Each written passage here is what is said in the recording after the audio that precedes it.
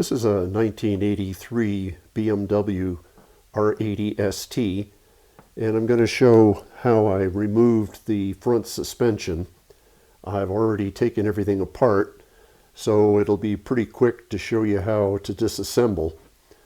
To start off with, the fork tube is secured by a top nut, which I've already removed, sitting up here, and it threads through the top plate and into the threads in the fork tube.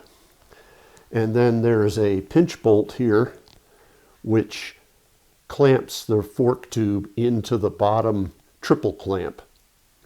Now, before I removed the forks, I drained the fork oil, and down here is the drain plug, and then up at the top is the fill plug, which is an Allen. So if you open that up and then open up the drain plug, all the oil will drain real easily. Now, this top nut, which secures the fork tube to the top plate, takes a 36 millimeter socket, and the bottom of that socket is ground down so it's flat, because the face of the nut isn't very thick, but the torque sometimes is as high as 70 foot-pounds. So you really need the full socket to attach to the nut. So here's the socket after I ground it down, and usually there's a bevel at the very top, and what I ground was to remove the bevel so that I get full contact between the socket and the face of the nut. Now, to remove the fork after the top nut's been removed, there's a slot in the triple clamp, and I put a large blade screwdriver in it, and I tap it in with a rubber mallet until it opens up, and then you can just slide the fork tube straight out just like that. So it's actually pretty easy to remove. Since I'm going to rebuild the forks, I labeled each of the fork tubes so that when I put them back together with the sliders, the same tube will go with the original slider.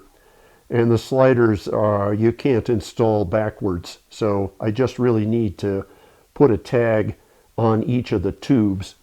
And then, of course, inside is the fork spring, so you can just slide that right out, and the forks are removed from the bike.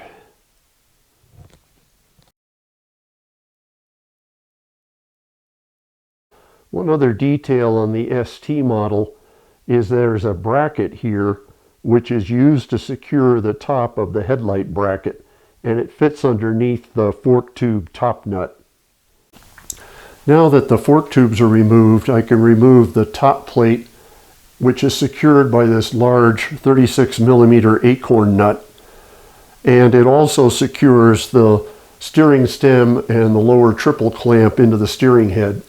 Now, I've already loosened the nut, so I can just undo it by hand, and then the top plate comes off, and this is the 36 mil acorn nut. Now, on the top here is a slotted nut, and it's used to put preload force onto the tapered roller bearings, because tapered roller bearings need to be preloaded. And in the toolkit is a hook spanner, which you can use to back that nut off.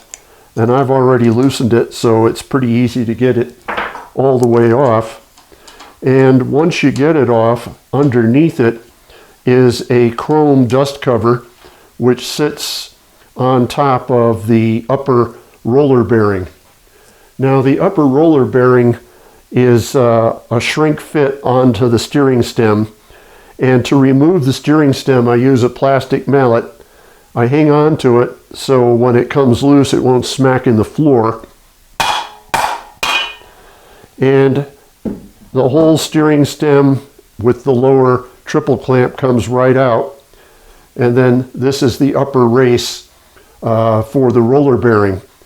Now, on the steering stem is the lower race, and that's a shrink fit onto the steering stem. and then the inner races are inside the steering head. I'm going to replace both the upper and lower bearings because I don't know how long they've been in the bike, so it's time to do an upgrade. So here's what the bike looks like without the forks and the steering stem and the top plate, so the whole front suspension is removed.